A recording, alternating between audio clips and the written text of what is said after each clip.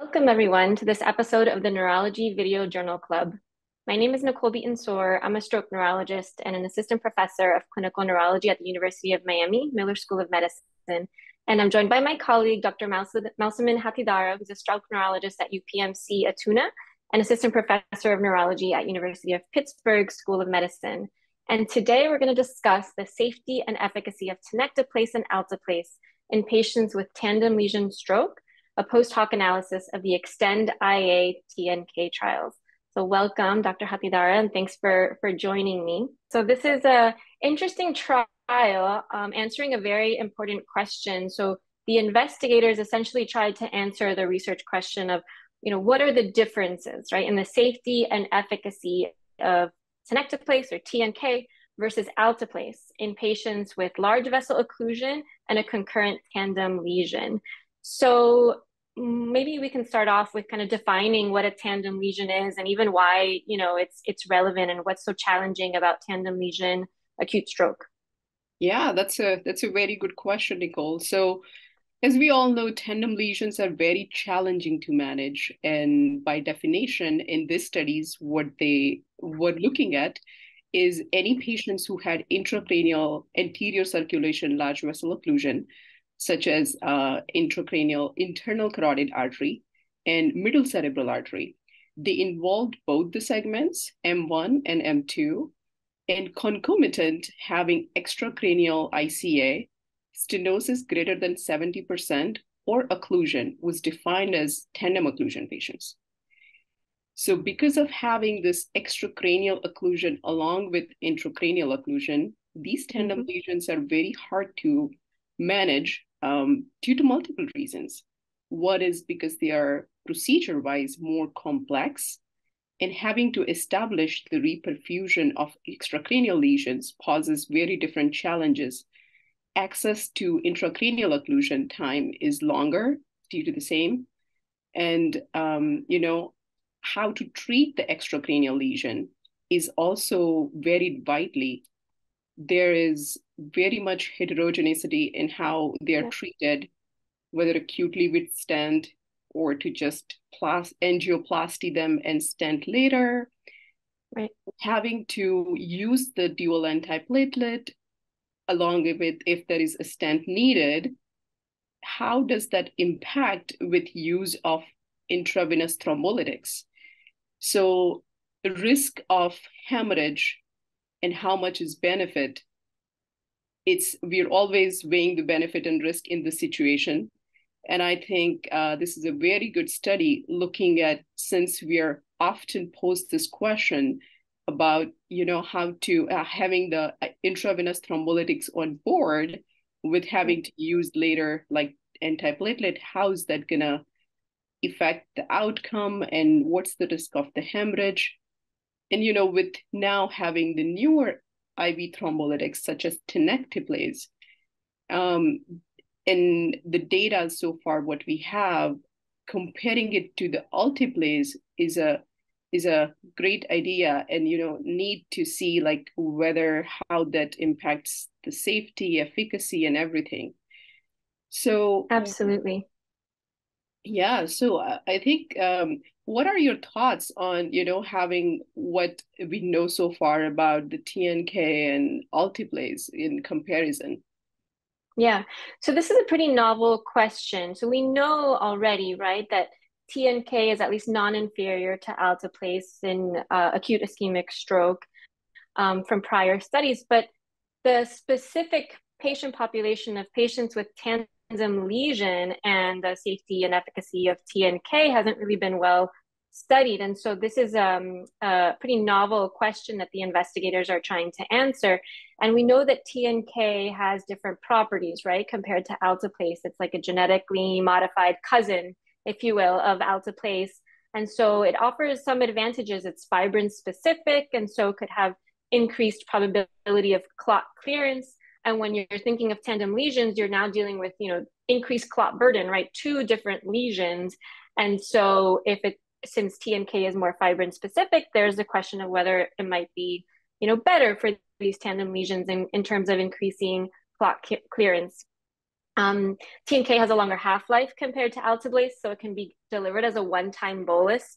So kind of takes away that, nuisance of having to have that 1 hour infusion and the logistics, especially for example, spoke and hub centers, which have to transfer their patients for thrombectomy, for example. And there's a cost advantage for the use of TNK compared with Alteplase. So in the Extend IA TNK trial, there were two phases of the trial. It was multi-center, prospective randomized trials to assess the efficacy of TNK in patients with CTA-confirmed occlusion, intracranial occlusion of either the ICA, the MCA, or the basilar. And in the first trial, they compared the 0.25 milligrams per kilogram dose of TNK to the standard dose of Alteplase. And they found that TNK was non-inferior to Alteplase in terms of reperfusion rates and feared complication like symptomatic intracranial hemorrhage. And then in the second component of the study, they compared two different doses of TNK, the 0.25 milligram per kilogram and the 0.4 milligram per kilogram. And they found that there was no difference between these two doses, again, in terms of reperfusion and recanalization rates, and in terms of safety outcomes like symptomatic intracranial hemorrhage. And so, Mausaminben, why don't we go over how they used this data, the Extend IA TNK data, to perform this current analysis that we're discussing today? Yes, so this based on, they did the post-hoc analysis of both of these part 1 and part 2 Extend IA TNK trials to just study the tandem occlusion patients. So they use that, they confirmed the tandem occlusion, which as we defined, concomitant extracranial occlusion and intracranial M1, M2, or ICA occlusion, confirmed with CTA and DSA. So about 15% of the patients out of all just the standalone intracranial occlusion, they just analyzed these patients and compared it in two different arms, compared the patients who received the TNK to Alteplase for the safety and efficacy both. And because the numbers of the patients who received Alteplase and who had symptomatic intracranial hemorrhage, the numbers being low, they expanded with meta-analysis and systemic review of other studies to compare this symptomatic intracranial hemorrhage and mortality rate in both of these groups of comparing the TNK to Alteplase. So in short, to summarize, for the efficacy, they use the cohort of both the Extend IA TNK trial patients for comparison, and for safety and mortality, they use the systemic review and meta-analysis to expand the study population, given the numbers of Alteplase-related patients and symptomatic hemorrhage being low in that trial. Now, they define the symptomatic intracranial hemorrhage as any patients who have worsening of clinical outcome greater than 4 in number NIHSS, along with parenchymal hemorrhage grading 2 per the ECAS criteria, or any subarachnoid hemorrhage along with clinical deterioration. So that is how they define their symptomatic intracranial hemorrhage. And for the outcome, they mainly compared functional and outcome with modified ranking scale. So as we all know, modified ranking scale gives us good idea about dependency at 3 months. So these they analyze these both groups at 3 months with their MRS and then procedural outcome as well. So they did go over the reperfusion difference before they address any of the occlusion with intervention. How was the reperfusion just by shooting the dye when they actually first were taken for the angiogram, and compared it with the Alteplase group to the Tenecteplase group. And then the last part is, of course, the safety with mortality and symptomatic hemorrhage. And we do have some good results with comparison, and that could be helpful for our clinical practice if you want to start with what we find with the results of this study and how we could incorporate that into our practice. Yeah. So what they found was pretty interesting. So they were able to essentially identify just over 400 patients with tandem lesion occlusions. And that's about 15% of the Extend IA-TNK cohort. So not an insignificant number. 15% of this cohort presented with a tandem lesion, and patients with tandem lesions tended to be younger. They were more likely male, and this was more or less similar to what we know from prior population-based studies that have characterized patients with tandem lesions. And when they looked at the procedural kind of metrics, they saw that the procedural times are actually longer for patients that had tandem lesions compared to non-tandem lesion patients. And that makes sense because now you're dealing with two different lesions that are technically challenging. So it's expected that the procedure takes a little bit longer. And in terms of how these lesions were managed, 72%, so almost three quarters, received treatment of the extracranial ICA after the mechanical thrombectomy was performed. So intracranially was done first, the mechanical thrombectomy, and then the extracranial lesion was addressed. And in the just over 25%, or one quarter that had the extracranial lesion treated first, the primary reason for that was that the proceduralist had difficulty passing through the ICA occlusion, which is also expected and something that really makes treating these lesions pretty challenging. And then when they compared tandem lesion versus non-tandem lesion patients, of course, the tandem lesion patients did have a higher proportion of symptomatic intracranial hemorrhage and parenchymal hemorrhage on their scans and in terms of outcomes, which again is not all that unexpected, given that you have to use antiplatelet and further antithrombotic therapy when there's an acute stent placed. And so those were kind of some of the comparisons that they noted comparing tandem lesion versus non-tandem lesion. But what about in the tandem lesion cohort? What did they find in this group? So, that's what you mentioned about, having the challenges of in longer procedural times, along with like having some of the symptomatic intracranial hemorrhage. I just have one thing to add on that Mm-hmm. these patients, as you know, like they are patients who do have higher morbidity and higher because of the complexity that they present with. Right. So even if they have these kind of numbers, less numbers of patients were free of disability, and more patients had compared to other just standalone occlusions had intracranial symptomatic hemorrhage. However, not to forget that these numbers are still far better than having no procedure done. So Right. I think we're talking about the population, which is anyway complex and with somewhat worse outcome compared to just intracranial occlusion. Mm-hmm. So yeah, these are though the numbers look just numerically little higher, they are just as expected as you said. And Right. reperfusion was very surprising to see that when they compared the reperfusion assessment between both groups, the 20% of the patients with TNK had actually reperfusion compared to 8 to 10% of the patients who received Alteplase.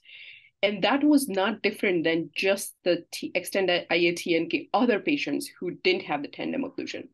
So as we were discussing, as we started out with, having the two clots in the neck and in Mm-hmm. the brain, having the large clot burden, how does that impact of having the access of Tenecteplase to the occlusion?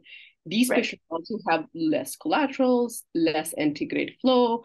So, but surprisingly, I'm probably overexcited about this, but good news that while this intracranial occlusion, access to the intracranial occlusion takes longer by TNK, by IV thrombolytics, there is something going in their system, hopefully that's working at the microcirculation level and, hoping to help these patients.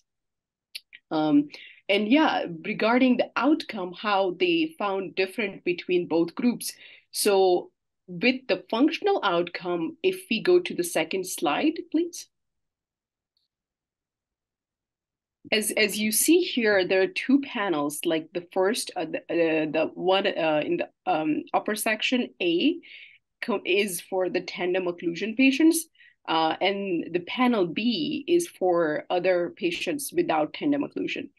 And again, to remind, this is comparing modified ranking scale at day 90, 3 months. And as you see, there was no statistically significant difference in the outcome between both groups of either tenecteplase or alteplase. Numerically or visually, you would see this MRS 0, 1, and 2 on the left two bars, a little bit wider in tenecteplase group compared to alteplase.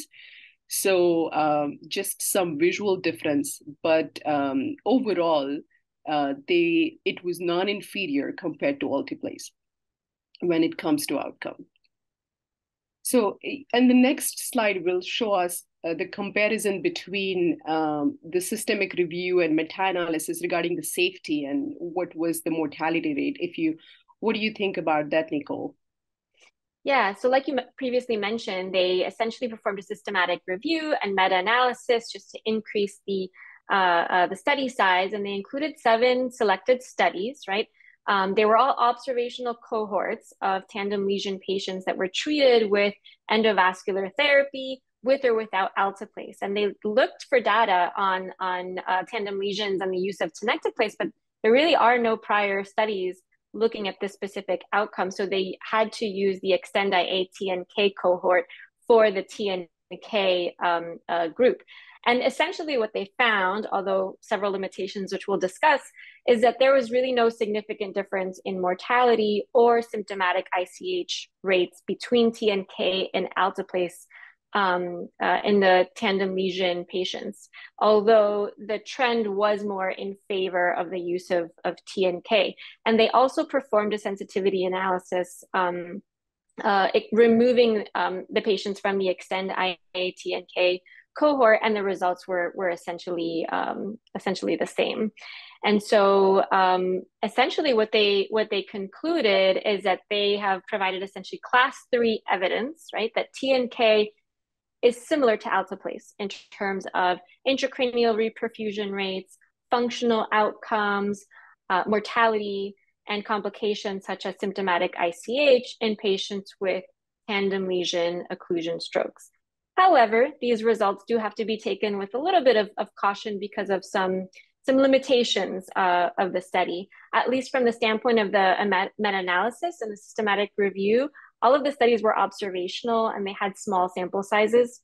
And there was significant heterogeneity in terms of the study design. So a lot of variability between the studies in terms of the specific outcomes and how they measured or defined certain variables. And so the analysis was unadjusted, and so really didn't take into account other potential confounding factors that might also impact mortality, SICH, and things like that. So some limitations there. And what do you think about, just in general and the Extend IA TNK cohort, the selection in terms of managing the tandem lesion from an intervention standpoint, and then deciding the post-intervention medication management was really up to the treating team and the provider. So a lot of variability too, right, in terms of antithrombotic regimen. So how do you think that may have kind of impacted the results? Yeah, I think that's a very important question because that's the main challenge here with tandem occlusion and this topic that we are talking today.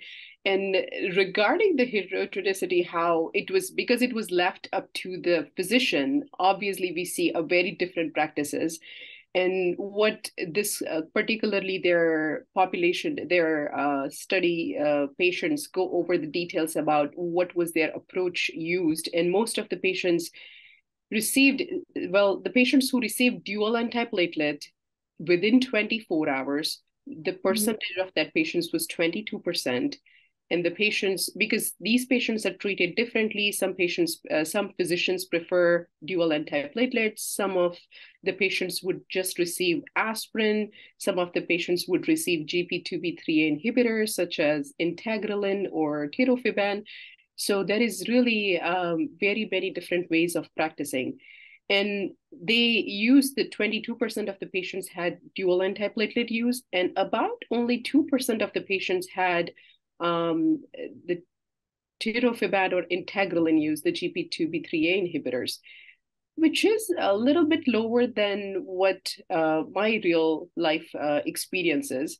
So, and with having a variation in their practices, I think the further studies to help answer these questions about what would be the ideal regimen, having some standard approaches will really help answer these questions. Yeah, absolutely. I mean, I agree that the kind of variation, right, in peri-procedural antithrombotic use and pretty low, I think, use of dual antiplatelet therapy. I think at least in our center, and I think that's what you were alluding to. I think we put patients on dual after stenting probably quite frequently, maybe the majority. So I agree that it's somewhat low, and just the degree of variability was certainly a limitation. But at least it's hypothesis generating, and I do think that there are some randomized trials that are ongoing currently assessing TNK versus alteplase that are soon to be completed, and so we'll have more robust data, randomized data that we can pool soon and help answer these questions and kind of tease out these questions a little bit better. But overall, I think it was a great study that showed that TNK is safe and effective and easy to use in patients with tandem lesion occlusions. And, when you think about all the non-comprehensive stroke centers, especially primary stroke care or primary stroke centers that frequently transfer patients and have that spoke and hub model, I can see how it's in a way more just logistically easier to use TNK, especially when the patient has to be transferred. And it is more appealing when you see the higher reperfusion rates, even before, that first run on the DSA, when you're assessing the situation, when you see that the reperfusion, and that can potentially happen in transit, I feel like this is certainly an area where the use of TNK is really clinically impactful. And as more and more centers are switching to TNK, I think this at least starts to provide a little bit of relief, I guess, that it works in patients with tandem lesions as well, at least as good as alteplase. But more to come from randomized trial data. I agree with you, Nicole. This is a very good information we have for now, and we will stay tuned for what the next other randomized control trial that are currently in process show us, hopefully more data about specifically tandem occlusions or antithrombotic use around after the intravenous thrombolytic use. But thank you for joining us, everybody, today. We enjoyed discussing this article, and hopefully you enjoyed listening to this as well. Thank you again.